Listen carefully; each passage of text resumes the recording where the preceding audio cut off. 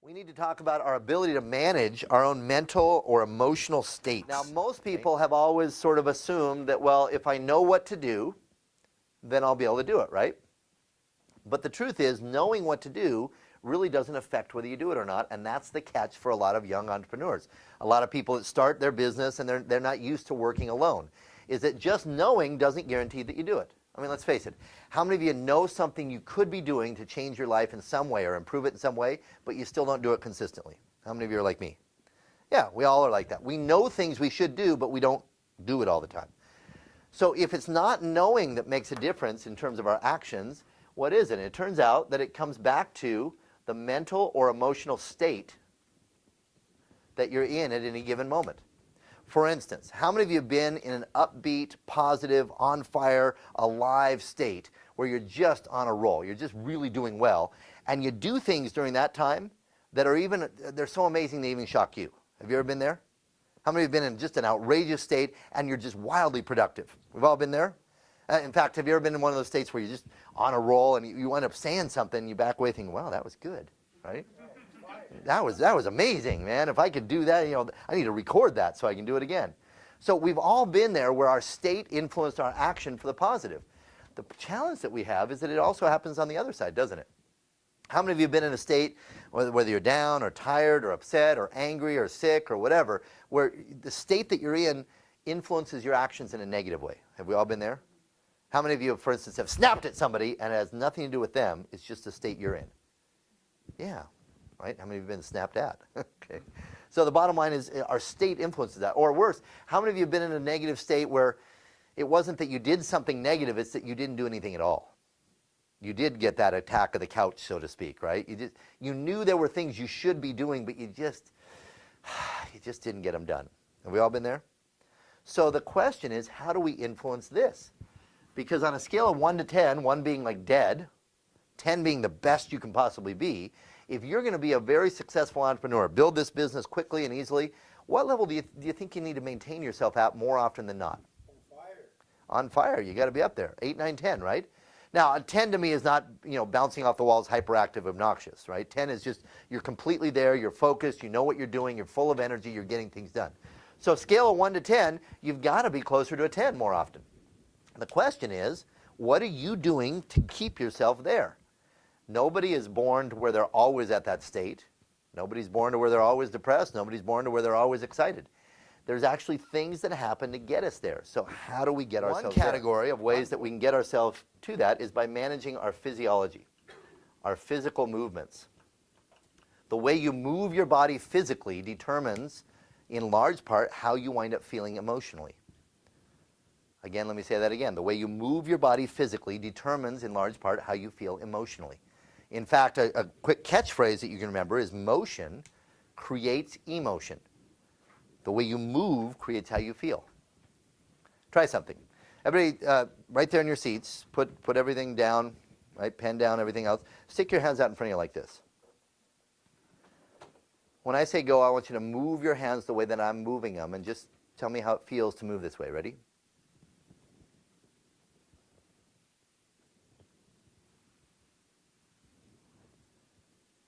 What kind of energy does this movement create? Relax. Relax, bored, heavy. Okay. So, that can be stimulating. some people have different thoughts, right? Okay. Now, try this. Stick your hands out in front of you like this. When I say go, I want you to snap them out to your side as fast as you can. Make sure and slap your neighbor.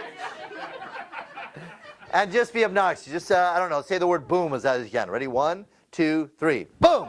Again. 1, 2, 3. Boom! Again. 1, 2, 3. Boom! 1, 2, 3. Boom! 1, 2, 3. Boom! Now go back to doing this. Is it a different level of energy, a different emotion? Yeah. Now, and again, people walk around all day, sometimes with different habits. Some people are like, well, come on in my office and have a seat. Aren't these wonderful products that I sell? And then they wonder why they're just not excited. Okay? The way you move actually creates the excitement for you. Now, I'm not saying that you have to walk up to your clients and go boom, but I am saying that the way you move makes a big, big difference. So, a couple ways of applying this. First way is just through your habits. if you create certain habits physically, moving your body in a certain way, it can impact your state. And different people have different habits already. Some are positive, some are negative. How many of you have met somebody that just kind of walks around depressed? That's just who they are, right? And we all know that. In fact, if we were to describe a depressed person up here, could you describe them to me physically? What would a depressed person look like physically? Slumped over. What else? Posture low. What else? Slow moving, very slow. What else? Sad facial expressions, very down, right? Eyes, down. Voice qualities, low, right? Breathing, shallow, or not at all, right? If you're not breathing, you are very depressed, okay? Now, why didn't anybody in this room say, oh, I know depression, that looks like shoulders up, head up, eyes up, big smile? Why didn't anybody say that? Turns out we all share the same physiology for the same emotion. And did you know that we actually make a mental or a verbal error when we talk about it? We usually say things like, oh, they look that way because they're depressed. But did you know we've actually got it mixed up? They're depressed in large part because they look that way. You know, you can actually get yourself depressed by putting your body in that position. You can also do the opposite. In fact, try this. Sit up nice and tall in your seats. Everybody nice and tall, back up against back of your seat, both feet on the floor. You can stand up if you want, but you know, you sit up. Okay, now, take a deep breath, ready? Kind of roll your neck around, shoulders around. Okay, roll your shoulders around, but then square them up. Okay, not tight, but kind of back and square. Okay, both feet on the floor. Continuing deep breaths. Now look up towards the ceiling, not straight up, but general direction of the ceiling. Now I want you to put a big, silly, stupid, obnoxious grin on your face. I want to see all your teeth. In fact, turn to the person next to you, show them all your teeth. Go for it. All your teeth. Okay, now look up, looking up. Everybody look up. Huge smile, all your teeth, big smile, looking up. Now, without changing a thing, without looking down, without losing the smile, I want you to get depressed. No, you already lost the smile. Come on, big, huge smile. Oh, come on, Robert, you can do this. Huge smile, big smile. Can you get depressed and do this at the same time? It's hard, right? Why? Because the first thing you want to do to get depressed is what? You want to change your physique. Yeah, you want to frown, you want to look down, you want to stop your breathing, hunch your shoulders. We know how to get depressed, don't we? And boy, doggone it, if we're going to get depressed, we got to move that way because that's how we do it. Turns out that habits work on ways of doing that. So start it this week. This week, see if you can amend your habits in some way. Maybe I'll sit taller, maybe I'll smile more, maybe I'll stand, gesture more, whatever it is. Figure out some better ways of keeping yourself at a high level just through your physical habits. Would you be willing to do that? All those willing to that, say aye. Aye. Any opposed? Motion's carried. Okay, good. Now, the second way of doing it is by creating certain movements, certain power moves, if you will. It's just a, pop psychology term that's been created, a power movement. Okay? Creating certain movements that actually wake you up and get you energized. And this is not new because people have done this for centuries. Athletes do this, don't they? Right? Football players, before they walk out on the field of play, do they walk up to each other and go, we really got to win this game today? Is that how they get ready? No, what do they do to get ready? Yeah, they have certain, they bang heads against each other, slap each other, they jump up and down. And it's usually a ritual that they do over and over again, right?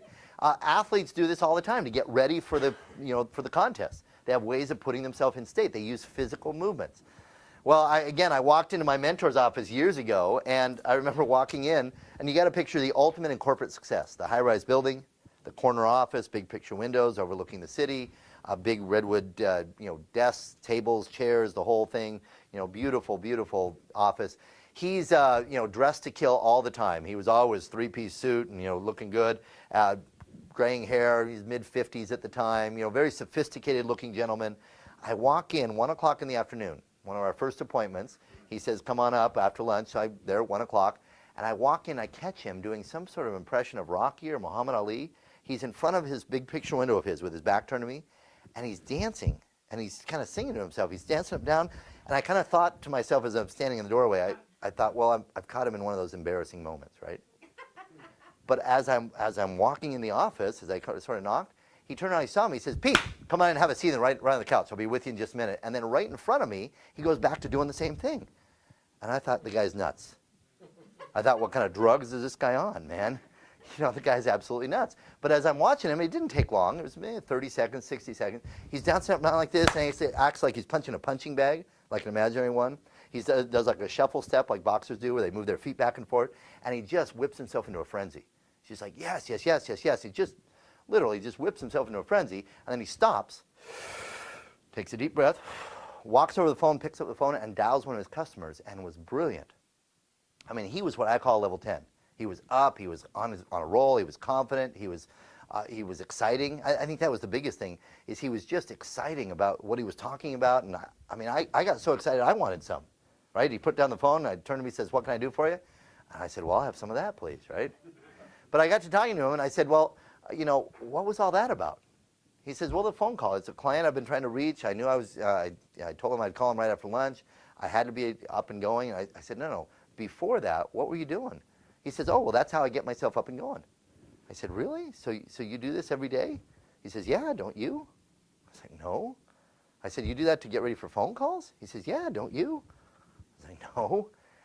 And he proceeded to tell me that, he said, I went out to lunch, and I came back from lunch, and I just had a big lunch with a client, and I just wasn't feeling that up. How many of you have had a big meal and then you don't feel quite up? We all been there?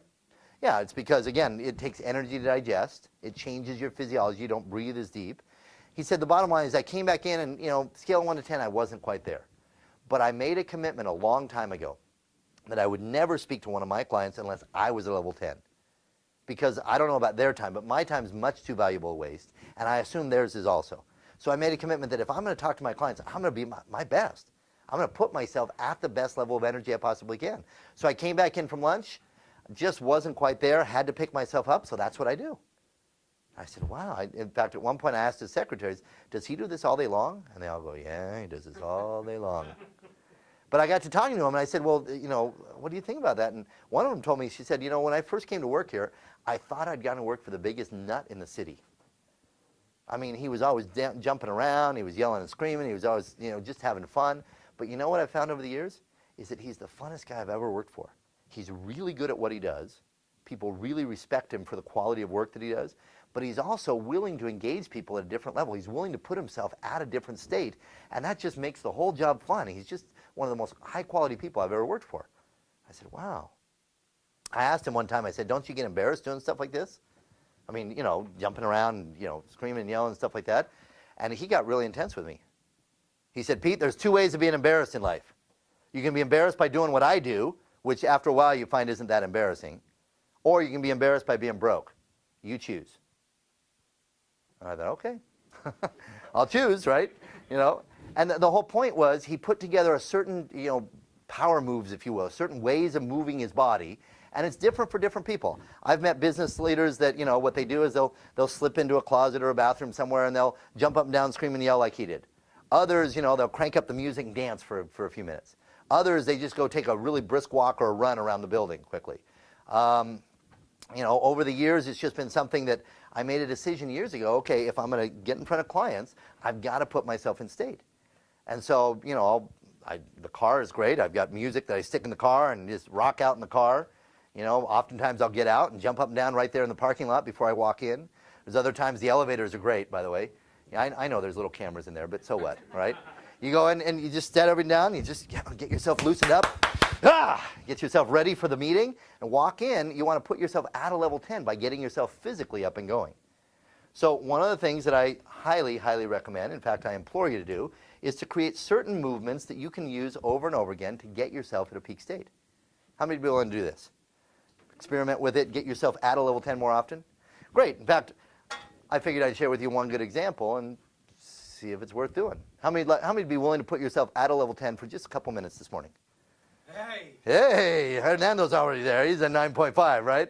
All right, so everybody stand up. Let me show you a good example here. And then you can take this with you or not. Here's what we're going to do. We're going to do this first together, and then I'll demonstrate it, and then we'll all do it together. So we're going to simply start by clapping and using our word yes, shouting it loud and powerful. So we're going to start, and we're going to bring our hands together and shout the word yes as loud as we can. And at that moment, our goal is to bump our energy 1 notch. And then we'll do it again. Yes, and you bump it another notch. And then again, yes, and you bump it another notch. And you get louder and louder and faster to where at the end we're going, yes, yes, yes, yes, yes.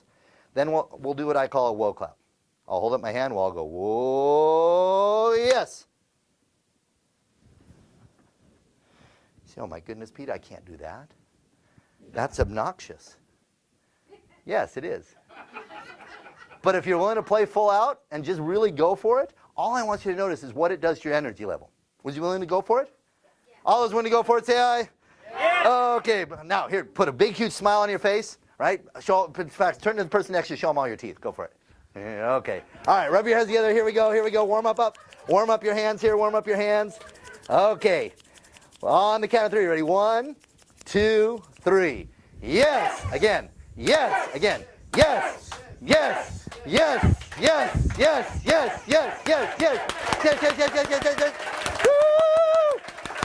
Woo! Whoa! Yes. All right. All right, how many level 5s do we have in this room? Any 6s? Good. Any 7s? Any 8s? Any 9s? A couple 9s. Any 10s? Yeah. Now, in all seriousness, in the last few minutes, did the level of the energy rise in the room? Yes. Yeah. Did your personal energy rise? Yes. Yeah. Is it easy to do? Yes. And it's a whole lot cheaper than drugs.